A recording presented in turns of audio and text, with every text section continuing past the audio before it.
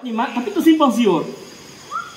Jadi peranan sebagai pembimbing, nak membimbing jemaah ni kepada perjalanan pertama, apa dia sebagai makhluk manusia.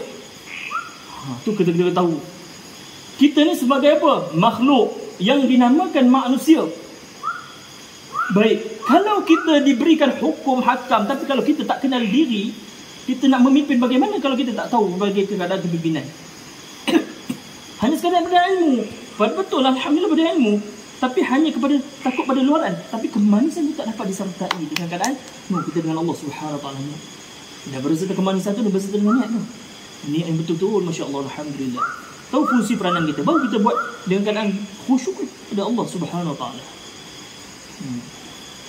Sebab ada di kalangan manusia yang Allah Taala bagi dia, masya-Allah, alhamdulillah, jemputan. Dia betul-betul dapat jemputan Allah. Kita rasa bersyukur pada Allah Subhanahu Wa Taala kerana Allah dengar doa dia. Dia umum, dia paling umum. Allah dengar doa dia. Allah memberikan kita keistimewaan, bonus untuk kita bertambah dekat dengan Allah Subhanahu Wa Taala terus serta, masya-Allah, alhamdulillah, cantik jalan. Tapi kita ni kena jaga kalau tak ada ilmu khalifah ni, tak ada ilmu kepimpinan, tak ada ilmu khalifah yang betul-betul ni. Ini jadi macam mana? Allah Taala bagi dah, doa dia didengari, masya-Allah. Tapi bila tak faham di sini, dia pun hanya pergi di sini, balik dah.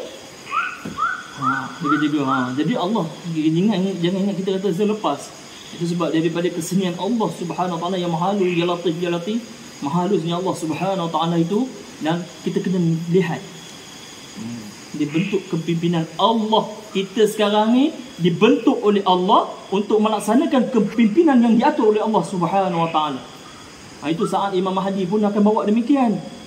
Imam Mahdi ni dia tak bawa yang lain. Dia bawa kepimpinan Allah Subhanahu Wa Taala. Dia bukan bawa kepimpinan diri dia.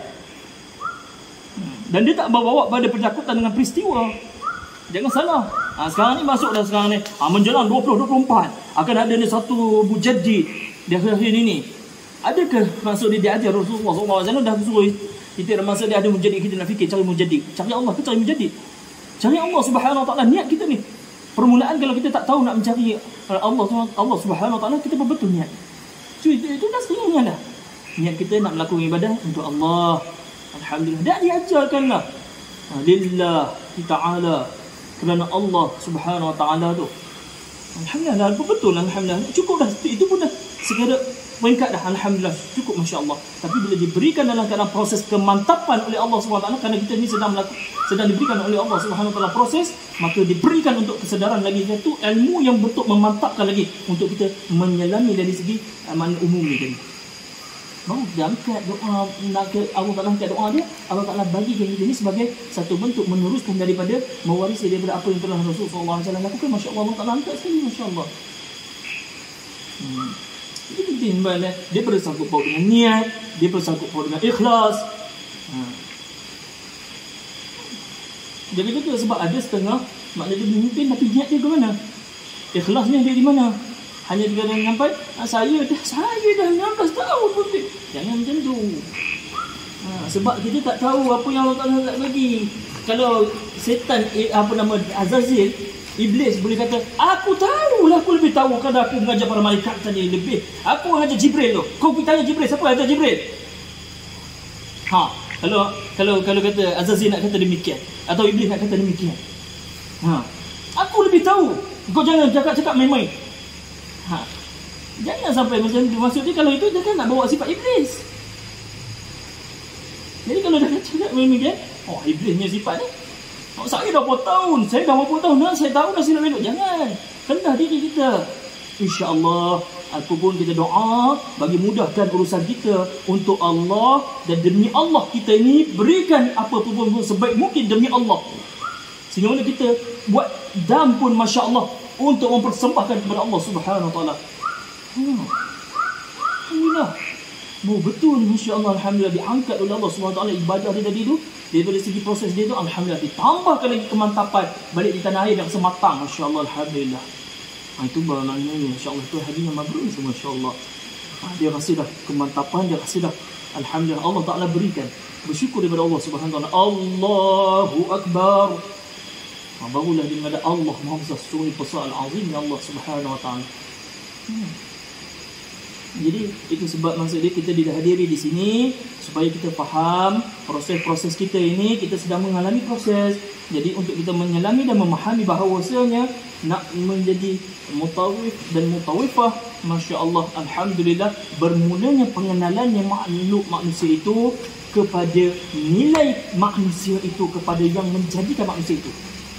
Ya Allah, kita ni kita sedar ni, kita ni makhluk yang diberikan kebertanggungjawaban dengan amanah, kebertanggungjawaban dengan tabligh, kebertanggungjawaban dengan siddiq, fatanah. Alhamdulillah, masya-Allah. Jadi alhamdulillah, nampak poin ni, masya-Allah, alhamdulillah. Baru dah teras kita tu sedar, solid kita ni, masya-Allah, alhamdulillah. Datang tengok je ni, kita tahu nak pimpin jemaah, alhamdulillah. Ni hukum ni macam ni, kita nampak dia khilaf pelaksanaan ibadah. Mazhab ni cakap macam ni, mazhab ni macam ni, mazhab ni macam ni. Di kesimpulannya, laluan ini lebih terbaik sesuai daripada peringkat awal nak melaksanakan. Boleh tak? Boleh, alhamdulillah. Dari segi hukum ni macam mana boleh. Jadi tak ada pertikaian. Jadi bila wujudkan pertikaian, wujudkan perbalahan ini, jadi ini masalah ni. Tapi kalau berlaku demikian, macam mana kita nak mengendalikan? Itu proses juga Allah Ta'ala bagi. Dia kena betul-betul fatanah, kebijaksanaan. Jangan kita membantah dengan keadaan bantah. Kadang-kadang kita kena tengok, kita nak bantah seseorang tu kadang penerimaan dia sebab orang ni umum.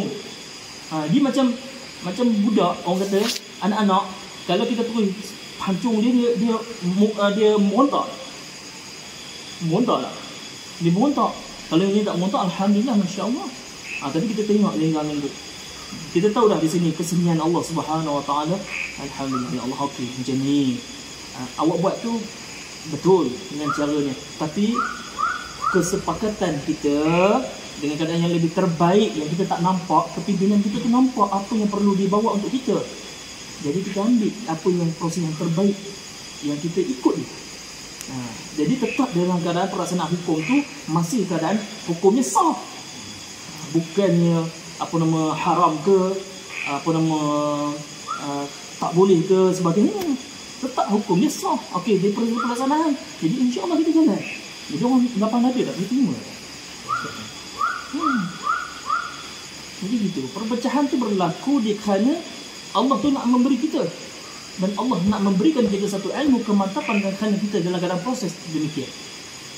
Jadi kita kena alami, selami, alhamdulillah. Tapi jangan ada hasad, jangan ada sombong, jangan ada takabur dalam jiwa kita. Itu kita kalau ada benda astagfirullahalazim, astagfirullahalazim, astagfirullahalazim, minta ampunan kepada Allah sebanyak-banyak mungkin. Sebab kita tak nafi. Saya kata kita ni manusia ada kekurangan.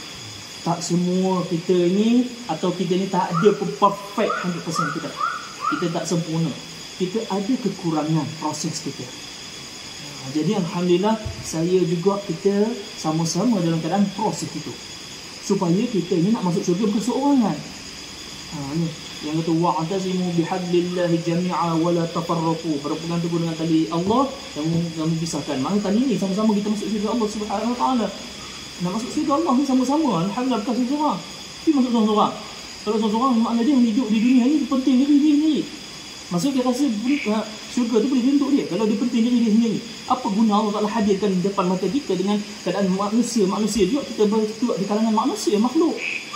Apa guna Allah Ta'ala bagi demikian? Allah tu bagi kita untuk kepintaran dan kebijaksanaan, bagaimana kita diberikan amanah oleh Allah untuk menyampaikan demikian, untuk dibawakan dengan amanah, dengan kebenaran, dan bawa kebijaksanaan tersebut kepada Allah Subhanahu Wa Taala. Jadi sebab itulah saya amat penting sekarang ni kita ni nak mendidik. Sebab insya-Allah Haji Mustafa pun tolong menyampaikan jadi banyak dalam proses kita ini, dalam keadaan proses pelaksanaan ibadah, dengan keadaan kita sebagai pemimpin mutawif-mutawifah ni, kita kena faham apakah artinya dalam nilai kehidupan kita selaku kita makhluk Allah yang dinamakan manusia, manusia. Baru daripada An-Nas ni barulah masya-Allah, manusia ni barulah orang yang beriman. Kena kenal dulu. Bila kita tahu kita ni makhluk manusia, barulah kita faham arti keimanan. Sehingga mana Allah Ta'ala beri, ya ayyuhallazina amanu kulu min thayyibati ma razaqnakum. Masya-Allah, wahai orang yang beriman, sehingga makan pun Allah Ta'ala bagi, Allah Ta'ala berikan kamu dengan keadaan kebaikan ke atas kamu. Sampai macam tu Allah Ta'ala bagi. Setelah kita faham kita ni manusia, nas.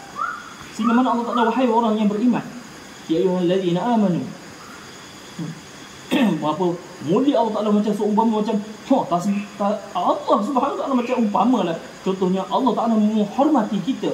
Sebaik-baik kejadian yang diceritakan, sampai makan pun Allah Ta'ala jaga kita, Masya Allah. Jadi kan kita tak nak memahami bahawa kita sebagai makhluk manusia ni, untuk memahami dari segi kepimpinan, nak bawa untuk orang yang dipimpin tu di mana, barulah pelaksanaan ibadah ni. Solat di mana? Okey, solat di sini berapa pahalanya? Solat di Madinah berapa? Solat di Mekah berapa? 3 tanah suci ni duduk di mana?